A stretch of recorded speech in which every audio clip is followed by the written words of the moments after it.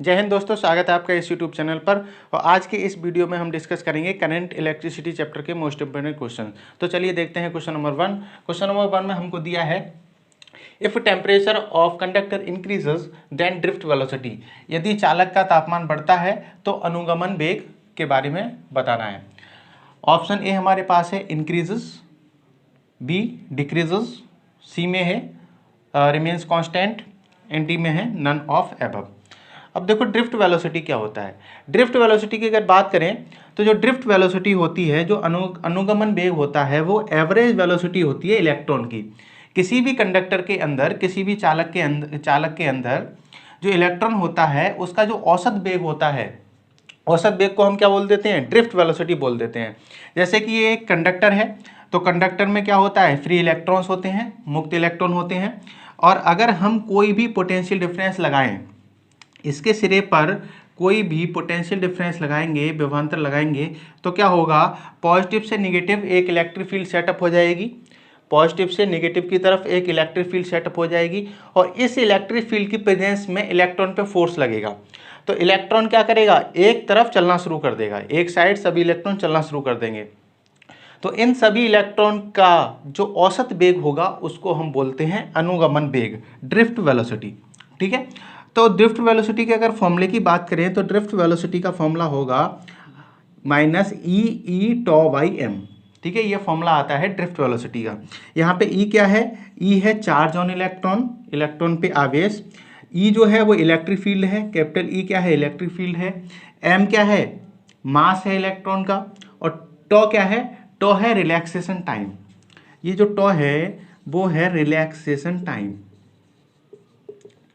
Relaxation time. इसे हम श्रांति काल कहते हैं, श्रांति काल। अब ये बताओ टेम्परेचर पे कैसे डिपेंड करेगा? देखो ई तो चेंज होगा नहीं, ना ही कैपिटल ई चेंज होगा और ना ही मास चेंज होगा, लेकिन जो रिलैक्सेशन टाइम टॉ है, रिलैक्सेशन टाइम टॉ क्या है? ये जो रिलैक्सेशन टाइम टॉ होता है वो क्या होता है? ये होता है एवरेज टाइम ऑफ कोलिजन। जैसे कि इलेक्ट्रॉन अगर मूव करेगा, इलेक्ट्रॉन अगर कंडक्टर के अंदर गति करता है, मूव करता है, तो जो आयंस होते हैं उनसे टकरा जाता है। ठीक है, उनसे कोलिजन हो जाता है उसका। तो अगर हम टेम्परेचर बढ़ाएंगे तो नंबर ऑफ कोलिजन्स क्या होंगे? टेम्परेचर बढ़ाने पर, तापमान बढ़ाने पर नंबर ऑफ कोलिजन्स बढ़ जाते हैं। नंबर ऑफ कोलिजन्स बढ़ जाते हैं तो जो एवरेज टाइम है, जो औसत समय है दो कोलिजन्स के बीच में, वो क्या होता है? वो कम हो जाता है। ठीक है, अगर हम टेम्परेचर बढ़ाते हैं तो इससे जो संघट्ट की संख्या बढ़ जाती है, और इससे बढ़ने से क्या होता है? जो रिलैक्सेशन टाइम है वो घट जाता है। तो टेम्परेचर बढ़ाने पर टॉ की वैल्यू कम हो जाएगी। इतनी बात समझ में आई? टेम्परेचर बढ़ाने पर टॉ की वैल्यू कम हो जाएगी, और टॉ की वैल्यू अगर कम हो गई तो इस फॉर्मूले से देखो बी क्या हो जाएगा? कम हो जाएगा। ठीक है, तो वी डिक्रीज होगा। अगर हम किसी भी कंडक्टर का टेम्परेचर बढ़ाते हैं तो उसकी जो ड्रिफ्ट वेलोसिटी है, अनुगमन वेग है, वो क्या हो जाता है? वो घट जाता है। तो इसका जो सही आंसर हो जाएगा वो हो जाएगा बी। क्लियर? चलते। If temperature of conductor increases, यदि चालक का तापमान बढ़ता है तो रेजिस्टेंस इंक्रीजेस, प्रतिरोध बढ़ता है। बी कंडक्टिविटी डिक्रीजेस, चालकता घटती है। सी रेजिस्टिविटी इंक्रीजेस, प्रतिरोधकता बढ़ती है। या फिर डी ऑल ऑफ एबव, उपरोक्त सभी। अब देखो इसका सही आंसर क्या होगा? देखो हमें पता है कि रेजिस्टेंस का जो फॉर्मूला होता है वो क्या होता है? ml upon N E square A tau. Resistance का जो फॉर्मूला होता है वो होता है ml upon N E square A tau. ठीक है, अब देखो अगर देखा जाए तो यहाँ पे जो टॉ है, जो टॉ था, टेम्परेचर बढ़ने पर ये घट रहा था। जो टॉ था, जो टॉ है, टेम्परेचर बढ़ाने पर टॉ की वैल्यू क्या हो रही थी? कम हो जाती है। तो यहाँ से देखा जाए तो आर जो है वो इन्वर्सली प्रोपोर्शनल है टॉ के। R is inversely proportional to tau. अगर हम टेम्परेचर बढ़ाएंगे तो टॉ की वैल्यू कम होगी, और टॉ की वैल्यू कम होगी तो रेजिस्टेंस की वैल्यू बढ़ेगी। ठीक है, तो रेजिस्टेंस बढ़ेगा। अब हम बात करते हैं रेजिस्टिविटी की। तो रेजिस्टेंस का जो फॉर्मूला होता है वो होता है रो एल अपॉन ए। ठीक है, रेजिस्टेंस का जो फॉर्मूला होता है वो होता है rho l upon A, equal हो जाएगा m l upon N E square A tau. तो यहाँ से एल बाई ए से एल बाई ए कट गया, तो जो रो हो गया हमारा, रो कितना हो गया, रो हो गया m upon N E square tau. तो यहाँ पे अगर देखा जाए तो जो रो है वो भी इन्वर्सली प्रोपोर्शनल है टो की। जो रो है वो भी इन्वर्सली प्रोपोर्शनल किसके है, रिलैक्सेशन टाइम, श्रांति काल के है टो की। तो अगर हम टेम्परेचर बढ़ाएंगे तो टेम्परेचर बढ़ाने पर टो की वैल्यू कम होगी, और टो की वैल्यू कम होगी तो रो की वैल्यू भी बढ़ेगी, मतलब रेजिस्टेंस बढ़ेगा और रेजिस्टिविटी भी बढ़ेगी। ठीक है, अब देखो जो कंडक्टिविटी होती है, कंडक्टिविटी इक्वल होता है 1/रो। कंडक्टिविटी जो होता है वो इन्वर्सली डिपेंड करता है रो पर। ठीक है, ये होता है रेसिप्रोकल ऑफ रो, 1/रो। तो अगर हम यहाँ पे देखें रो की वैल्यू अगर बढ़ रही है तो कंडक्टिविटी की वैल्यू क्या हो रही होगी, कम हो रही होगी। ठीक है, तो कंडक्टिविटी डिक्रीजेस। ठीक है, तो ऑप्शन ए भी सही है, बी भी सही है, सी भी सही है। तो इसका जो सही आंसर हो जाएगा वो हो जाएगा option D, all of the above. Question number 3 है, फ्रॉम द गिवन ग्राफ, दिए गए ग्राफ से हमें ग्राफ दिया है जो कि पोटेंशियल और करंट में है। इसमें T1 और T2 दो और टेम्परेचर दिए हैं। तो हमें बताना है कि T1 और T2 में रिलेशन क्या है। T1 T2 दोनों इक्वल हैं, या फिर T1 is greater than T2 है, या फिर T1 is less than T2 है, या फिर इनमें से कोई नहीं। तो यहाँ पे देखो हमें पता है B और I का जो ग्राफ होता है, अगर हम ओम्स लॉ से देखें, ओम के नियम से हमें क्या पता है, ओम के नियम से हमें ये पता रहता है कि B/I इक्वल्स टू होता है कांस्टेंट, जिसको हम बोल देते हैं रेजिस्टेंस। ठीक है, B/I का जो रेशो है वो होता है कांस्टेंट, और जैसे हम क्या बोल देते हैं रेजिस्टेंस। ठीक है, तो यहाँ पे हम देखेंगे कि B और I का रेशो कौन से ग्राफ के लिए ज़्यादा है। तो यहाँ पे हमें देखने से पता चल रहा है कि जो T2 है इसके लिए देखो पोटेंशियल ज़्यादा है और करंट कम है इसके कंपैरिजन में। अगर हम T1 के लिए देखें तो यहाँ पे पोटेंशियल क्या है, कम है, करंट ज़्यादा है। तो B/I का जो रेशो है, जो अनुपात है, B/I का जो अनुपात है वो किसके लिए ज़्यादा है, वो T2 के लिए ज़्यादा है। ठीक है, B/I का जो अनुपात है वो किसके लिए ज़्यादा है, वो T2 के लिए ज़्यादा है। मतलब यहाँ पे अगर रेजिस्टेंस के टर्म में मैं लिखूँ तो अगर इसके रेजिस्टेंस को हम माने R2, इसके रेजिस्टेंस को माने R1, तो क्या होगा, जो R2 होगा वो बड़ा होगा R1 से।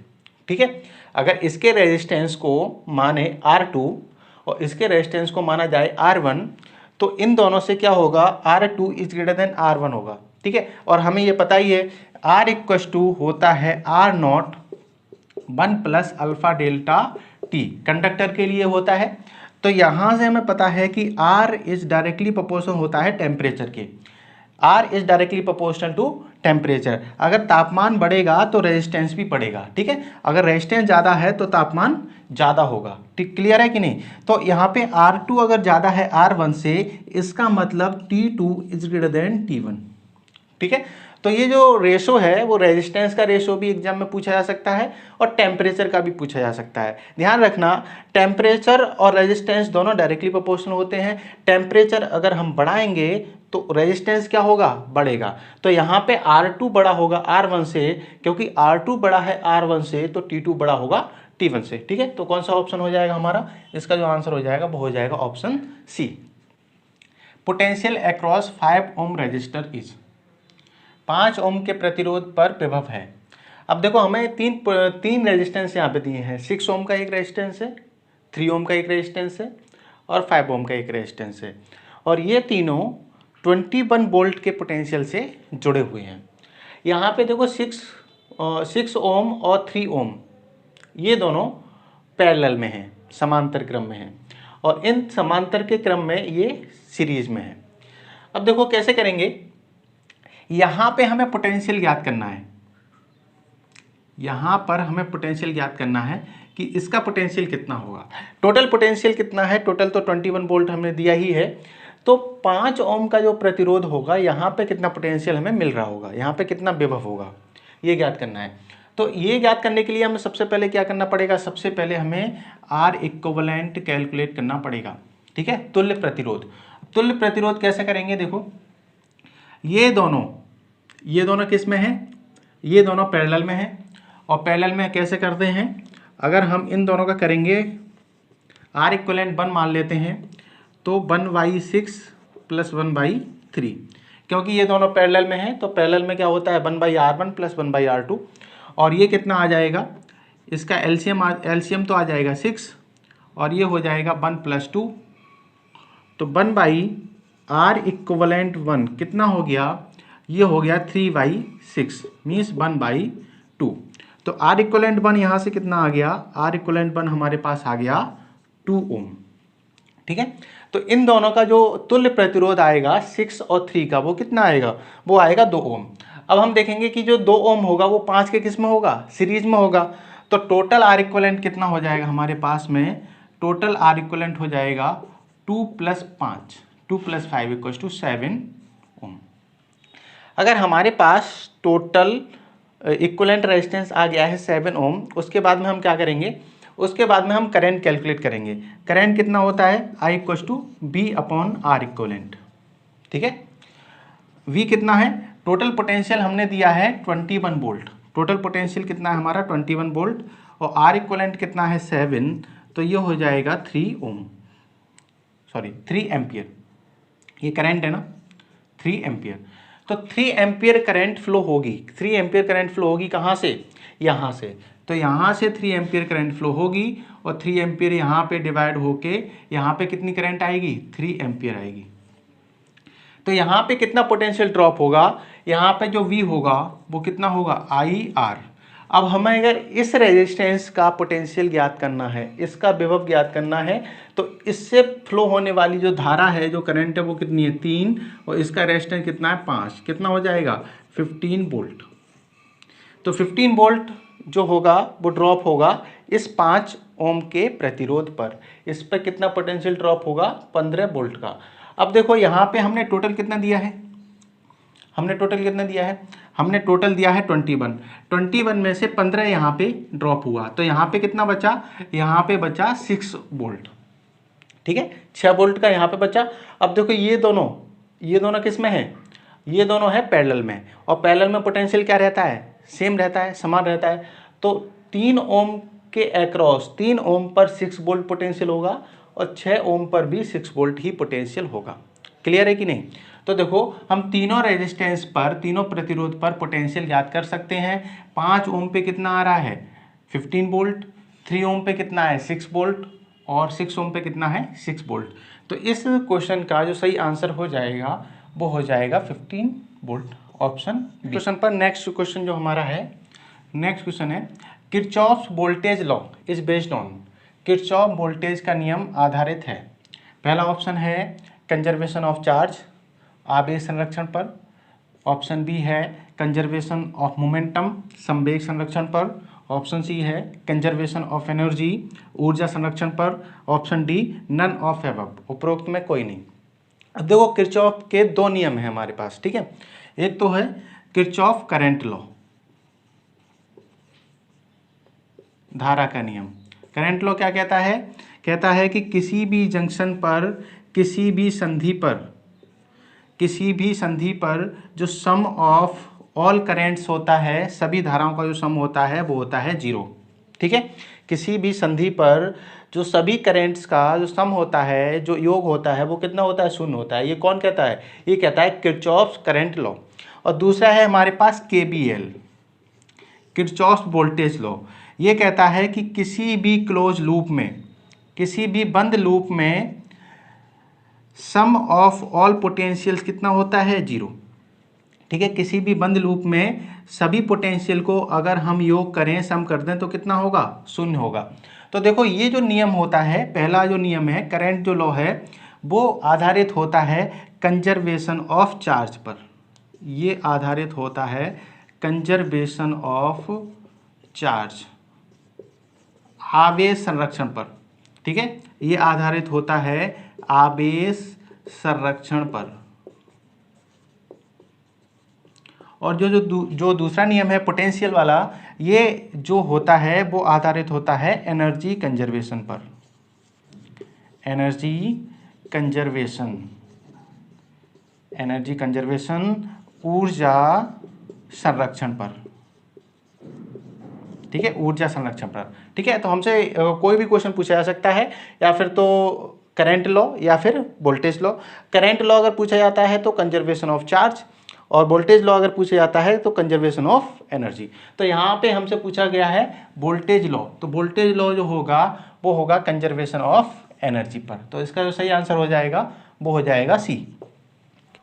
अगला क्वेश्चन है, to convert galvanometer into volt meter a high resistance must be connected in. किसी भी गैल्वेनोमीटर को विभव मापी में बदलने के लिए एक उच्च प्रतिरोध को जोड़ना चाहिए। किस में जोड़ना पड़ेगा हमें? पैरेलल में, सीरीज में, या फिर किसी में भी जोड़ सकते हैं, या फिर नन ऑफ दीज। अब देखो, ये वोल्ट मीटर और अमीटर होते क्या हैं? जैसे कि हमारे पास कोई भी एक सर्किट है, जैसे ये सर्किट है, ये एक हमारे पास परिपथ है, यहाँ पे हमने एक रेजिस्टेंस लगाया है और यहाँ पे हमने एक पोटेंशियल लगाया है। अब हमें मेजर करना है कि इससे कितनी धारा प्रवाहित होगी। तो धारा प्रवाहित करने के लिए, धारा को मापने के लिए हमें एक एमीटर को लगाना पड़ता है, किसमें? सीरीज में। तो एमीटर जो लगाएंगे, धारा मापी जो लगाएंगे, वो सीरीज में लगाएंगे। ध्यान रखना, ये भी क्वेश्चन बन सकता है। किसी भी धारा मापी को जब जोड़ते हैं तो श्रेणी में जोड़ते हैं, और अगर विभव मापी को लगाएंगे हम किसी भी सर्किट के, तो विभव मापी को हम पैरेलल में लगाएंगे। विभव मापी को हम पैरेलल में लगाते हैं किसी भी सर्किट्स के। अगर हमें पता करना होता है पोटेंशियल, विभव पता करना होता है, तो हमें एक वोल्ट मीटर की ज़रूरत पड़ती है, और उस वोल्ट मीटर को हम किस में लगाते हैं? पैरेलल में। और एमीटर को हम किस में लगाते हैं? सीरीज में। अब देखो, यहाँ पर क्वेश्चन ये आता है कि अगर वोल्ट मीटर है और वोल्ट मीटर का रेजिस्टेंस कम है, वोल्ट मीटर का रेजिस्टेंस कम है, तो यहाँ से प्रवाहित होने वाली धारा, यहाँ से जो धारा होगी, तो इसका अगर रेजिस्टेंस कम होगा तो धारा इधर से भी फ्लो होने लगेगी, ठीक है। धारा जो प्रवाह होगा वो इधर से भी होने लगेगा। तो हम चाहते हैं कि जो वोल्ट मीटर से होकर बिल्कुल धारा प्रवाहित ना हो, हम ये चाहते हैं कि वोल्ट मीटर से कोई भी धारा ना गुजरे। अब अगर वोल्ट मीटर से कोई भी धारा प्रवाहित नहीं होगी, इसका मतलब वोल्ट मीटर का जो रेजिस्टेंस होना चाहिए वो कैसा होना चाहिए? बहुत हाई होना चाहिए, ठीक है। वोल्ट मीटर का रेजिस्टेंस बहुत ज़्यादा हाई होना चाहिए, वोल्ट मीटर का प्रतिरोध बहुत ज़्यादा हाई होना चाहिए, उच्च होना चाहिए, ठीक है। आर जो है वो बहुत ज़्यादा उच्च होना चाहिए। और अगर इसका आर इनफाइनाइट हो जाता है, इन्फिनिटी हो जाता है, इसका जो प्रतिरोध है वो इन्फिनिटी हो जाता है, तो हम इसे बोल देते हैं ideal volt meter, ideal volt meter, ठीक है। तो जो आदर्श धारा मापी, आदर्श विभव मापी होता है, उसका रेजिस्टेंस कितना होता है? आदर्श विभव मापी का जो प्रतिरोध होता है वो होता है अनंत। ये क्वेश्चन भी बन सकता है, ध्यान रखना कि आदर्श विभव मापी जो होता है उसका जो प्रतिरोध होता है वो कितना होता है? अनंत होता है। इसका मतलब हमें ये पता चल गया कि अगर हमारे पास वोल्ट मीटर है तो वोल्ट मीटर के रेजिस्टेंस को हम बहुत ज़्यादा बढ़ाने की कोशिश करेंगे। जितना ज़्यादा होगा उतना अच्छा होगा हमारे लिए। और अगर हम इन्फाइनाइट ले गए, इन्फिनिटी हो गया, तो हमारे लिए वो आइडियल वोल्ट मीटर बन जाएगा। मतलब उससे अच्छा काम कोई भी फिर नहीं कर सकता है, ठीक है। अब देखो, एमीटर की अगर बात करें तो एमीटर को हमने सीरीज में लगाया है। अब सीरीज में लगाया है तो यहाँ से जो धारा प्रवाहित होगी तो क्या होगा? यहाँ पे पोटेंशियल ड्रॉप हो जाएगा IR। अगर हम एमीटर को सीरीज में लगा रहे हैं तो एमीटर से तो धारा प्रवाहित होगी, क्योंकि सीरीज में है तो धारा इससे होके जाएगी। और अगर इसका थोड़ा सा भी प्रतिरोध है तो IR का पोटेंशियल ड्रॉप यहाँ पे होगा, ठीक है। ये IR का पोटेंशियल ड्रॉप हमारा कर देगा। तो हम क्या कोशिश करते हैं? इसका रेजिस्टेंस बहुत कम रखने की कोशिश करते हैं। इसका रेजिस्टेंस बहुत कम रखने की कोशिश करते हैं। क्यों? क्योंकि ये कोई पोटेंशियल ड्रॉप ना करे, तो इसके रेजिस्टेंस को हम बहुत कम रखने की कोशिश करते हैं। और अगर इसका रेजिस्टेंस हम जीरो कर दें, इसका रेजिस्टेंस हम जीरो कर दें, किसका? इस धारा मापी के प्रतिरोध को हम शून्य कर पाएँ तो इसको हम कहते हैं आइडियल एमीटर। ठीक है, आदर्श धारा मापी। ठीक है, तो देखो आदर्श अगर विभव मापी है तो उसका प्रतिरोध कितना होगा? अनंत होगा, इन्फिनिटी होगा। और आदर्श धारा मापी है तो उसका प्रतिरोध कितना होगा? जीरो होगा, शून्य होगा। ठीक है, अब देखो बात करते हैं इस क्वेश्चन की कि अगर हमारे पास कोई भी एक गैल्वेनोमीटर है, कोई भी एक गैल्वेनोमीटर है। ठीक है, अब गैल्वेनोमीटर से हम एमीटर भी बना सकते हैं, वोल्टमीटर भी बना सकते हैं। अगर हम गैल्वेनोमीटर से, गैल्वेनोमीटर जिसका रेजिस्टेंस कितना चाहिए, गैल्वेनोमीटर से अगर वोल्टमीटर बनाएंगे तो क्या करना पड़ेगा हमें? वोल्टमीटर का रेजिस्टेंस बहुत ज़्यादा हमें चाहिए, वोल्टमीटर का जो रेजिस्टेंस चाहिए वो हमें बहुत उच्च चाहिए, ज़्यादा चाहिए। तो हम क्या करेंगे? रेजिस्टेंस को बढ़ाने के लिए क्या करेंगे? सीरीज में एक हाई रेजिस्टेंस लगाएंगे। ठीक है, अगर वोल्ट मीटर हमें बनाना है तो वोल्ट मीटर में हम क्या करेंगे? सीरीज में, गैल्वेनोमीटर के सीरीज में हम एक उच्च प्रतिरोध लगाएंगे, हाई रेजिस्टेंस को लगाएंगे। और अगर हमें गैल्वेनोमीटर से, अगर हमें गैल्वेनोमीटर से अमीटर बनाना है, ये है अमीटर। ठीक है, धारा मापी बनाना है, तो धारा मापी के केस में हम क्या करते हैं? धारा मापी के केस में हम रेजिस्टेंस को कम रखने की कोशिश करते हैं, कम रखने की कोशिश करते हैं, इसीलिए यहाँ पे हम पैरेलल में एक छोटा रेजिस्टेंस लगाएंगे। ठीक है, इसको हम बोलते हैं शंट। क्या बोलते हैं? शंट। ठीक है, तो देखो इससे कई तरह के क्वेश्चन बन सकते हैं। पहली बात तो वोल्ट मीटर का रेजिस्टेंस कितना होना चाहिए? बहुत ज़्यादा हाई होना चाहिए।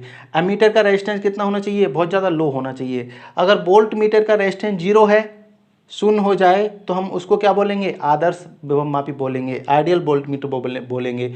और अगर एमीटर के रेजिस्टेंस को हम जीरो कर दें तो उसे क्या बोलेंगे? उसे हम आइडियल एमीटर बोलेंगे, आदर्श धारा मापी बोलेंगे। ठीक है, अब अगर किसी भी गैल्वेनोमीटर को हमें कन्वर्ट करना है वोल्ट मीटर में तो हम सीरीज में एक हाई रेजिस्टेंस को लगाएंगे, सीरीज में एक हाई रेजिस्टेंस को लगाएंगे। और अगर हमें गैल्वेनोमीटर को एमीटर में कन्वर्ट करना है तो हम पैरेलल में, गैल्वेनोमीटर के पैरेलल में एक लो रेजिस्टेंस को, बहुत कम रेजिस्टेंस को लगाएंगे।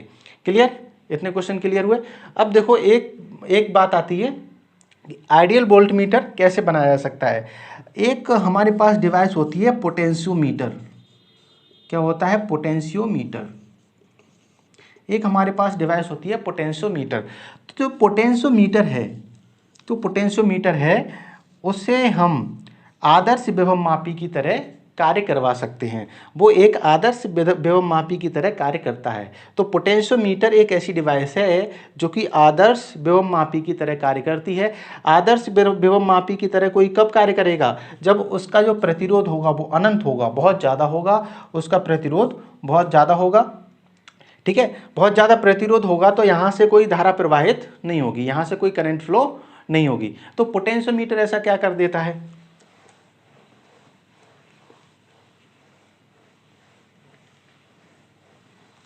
तो पोटेंशियोमीटर से भी क्वेश्चन पूछा जा सकता है। तो पोटेंशियोमीटर इसे हिंदी में विभव मापी ही कहते हैं। पोटेंशियोमीटर एक आइडियल वोल्टमीटर की तरह कार्य करता है, आइडियल वोल्टमीटर। पोटेंशियोमीटर जो होता है वो एक आइडियल वोल्टमीटर की तरह कार्य करता है। क्योंकि ये आइडियल वोल्टमीटर की तरह कार्य क्यों करता है? क्योंकि ये नल पॉइंट पे कार्य करता है, नल पॉइंट। ठीक है, नल पॉइंट क्या होता है ये तुम लोगों ने पढ़ा होगा। ठीक है, नल पॉइंट होता है जब दो पॉइंट के पोटेंशियल बिल्कुल सेम हो जाते हैं तो कोई भी धारा प्रवाहित नहीं होती है। अगर इसका पोटेंशियल बी है, इसका पोटेंशियल बी है, तो इससे जो फ्लो होने वाली जो करंट है वो कितनी हो जाएगी? जीरो, जैसा कि व्हीटस्टोन ब्रिज में होता है। ठीक है, तो जब कोई धारा प्रवाहित नहीं होगी, इसका मतलब क्या है? इसका मतलब इनडायरेक्टली रेजिस्टेंस कितना हो गया है? इनफाइनाइट हो गया है। ठीक है, तो आइडियल वोल्टमीटर की बात करें तो पोटेंशियोमीटर एक ऐसी डिवाइस है जो कि आइडियल वोल्टमीटर की तरह कार्य कर सकती है। क्लियर हुआ ये क्वेश्चन? तो देखो इसका आंसर देख लेते हैं कि अगर हमें गैल्वेनोमीटर से वोल्ट मीटर बनाना है तो हम सीरीज में हम क्या करेंगे, हम रेजिस्टेंस को बढ़ाना चाहेंगे तो हम सीरीज में क्या लगाएंगे, सीरीज में एक उच्च प्रतिरोध को जोड़ेंगे। ठीक है, उच्च प्रतिरोध को सीरीज में जोड़ेंगे। और अगर हमें मीटर बनाना होता तो हम लो रेजिस्टेंस को पैरेलल में जोड़ते। क्लियर होगा? ठीक, देखते हैं नेक्स्ट क्वेश्चन। नेक्स्ट क्वेश्चन है फ्यूज वायर हैज, जो फ्यूज का तार होता है उसके क्या स्पेसिफिकेशन होते हैं। ठीक है, जैसे कि हमारे घर में क्या होता है, जो मेन वायर होता है उसकी सबसे पहली बात तो जो मेन वायर होता है उसके सीरीज में हम फ्यूज का तार फ्यूज लगाते हैं। ठीक है, जो मेन वायर होता है उसके श्रेणी में लगाते हैं, सीरीज में लगाते हैं। ये भी क्वेश्चन आ सकता है। ठीक है, इसके सीरीज में लगाते हैं। तो इस फ्यूज का क्या काम होता है? इस फ्यूज का काम होता है कि अगर पोटेंशियल बढ़ता है, करंट की वैल्यू बढ़ जाती है, तो ये जो फ्यूज का तार है वो ब्रेक डाउन हो जाता है। ठीक है, ये ब्रेक डाउन यहाँ से सर्किट कर देगा, ये मेल्ट हो जाएगा, ये मेल्ट हो जाएगा।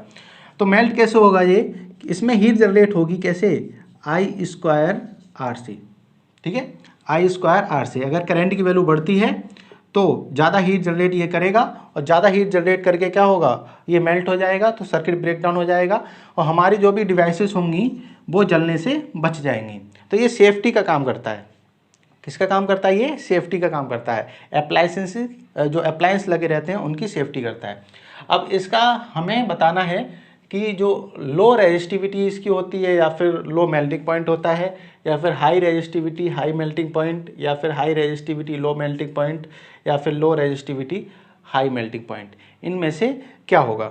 अब देखो सबसे बड़ी बात तो ये है, इसका जो रेजिस्टेंस है अगर वो कम हुआ, इसका रेजिस्टेंस अगर कम हुआ तो अगर करंट बढ़ेगी तो हीट जनरेट ये ज़्यादा करेगा नहीं, तो इसका मतलब ये डिवाइस जल जाएगी लेकिन फ्यूज नहीं चलेगा। तो क्या होना चाहिए, इसका जो रेजिस्टेंस होना चाहिए वो हाई होना चाहिए। ठीक है, क्योंकि हाई रेजिस्टेंस होगा तभी तो ये ज़्यादा हीट को जनरेट कर पाएगा। ठीक है, तो इसका जो रेजिस्टेंस होना चाहिए वो क्या होना चाहिए, हाई होना चाहिए। इसका मतलब इसकी जो रेजिस्टिविटी होनी चाहिए वो भी उच्च होनी चाहिए, हाई होनी चाहिए। इसकी रेजिस्टिविटी कैसी होनी चाहिए, हाई होनी चाहिए। अब हम बात करते हैं मेल्टिंग पॉइंट की, गलनांक की। अगर मेल्टिंग पॉइंट इसका हाई हुआ, अगर मेल्टिंग पॉइंट इसका ज़्यादा हुआ तो क्या होगा, ज़्यादा मेल्टिंग पॉइंट का मतलब क्या होगा, अगर हीट जनरेट होगी तो ये पिघलेगा ही नहीं। ठीक है, ये गलेगा नहीं, गलनांक इसका है क्योंकि ज़्यादा है। तो अगर हीट इसे मिलती है तो उस हीट से ये जल्दी ब्रेक हो जाए, जल्दी पिघल जाए। ठीक है, जल्दी ये ब्रेक डाउन करे सर्किट को। तो मेल्टिंग पॉइंट क्या होना चाहिए, मेल्टिंग पॉइंट इसका लो होना चाहिए। अब अगर इसका मेल्टिंग पॉइंट कम है, अगर इसका मेल्टिंग पॉइंट कम है तो कम मेल्टिंग पॉइंट होने की वजह से ये जल्दी पिघल जाएगा, और हाई रेजिस्टिविटी होने की वजह से ये ज़्यादा हीट को जनरेट करेगा। तो करंट की वैल्यू जैसे जैसे बढ़ेगी, करंट की वैल्यू जैसे ही बढ़ेगी तो इसकी रेजिस्टिविटी हाई होगी, जिससे ये ज़्यादा हीट को जनरेट करेगा, और ज़्यादा हीट को जनरेट करने से इसका जो मेल्टिंग पॉइंट है वो लो है, तो जिससे ये सर्किट को जल्दी ब्रेक डाउन कर पाएगा। ठीक है, तो इसका जो सही ऑप्शन हो जाएगा वो हो जाएगा हाई रेजिस्टिविटी। इसकी जो उच्च जो चालकता होनी चाहिए वो उच्च होनी चाहिए, एंड लो मेल्टिंग पॉइंट, इसका जो गलनांक होना चाहिए वो कम होना चाहिए। तो ऑप्शन सी इसका सही आंसर है। एक और क्वेश्चन है कि जो फ्यूज होता है वो बनाया किससे जाता है। तो फ्यूज जो होता है वो एक अलॉय होता है जिसको हम टिन और ग्लास से बनाते हैं। टिन और ग्लास, ये भी क्वेश्चन पूछा गया है, इसको ध्यान रखना। इसमें टिन और ग्लास का कॉम्बिनेशन होता है। ठीक है, दोनों से ये फ्यूज का जो तार होता है वो बनता है, और फ्यूज के तार को हम सीरीज में लगाते हैं। जो हमारा मेन वायर होता है, जो मुख्य तार होता है जिससे धारा प्रवाहित होती है, उसके सीरीज में लगाते हैं, और इसका high resistivity and low melting point होता है।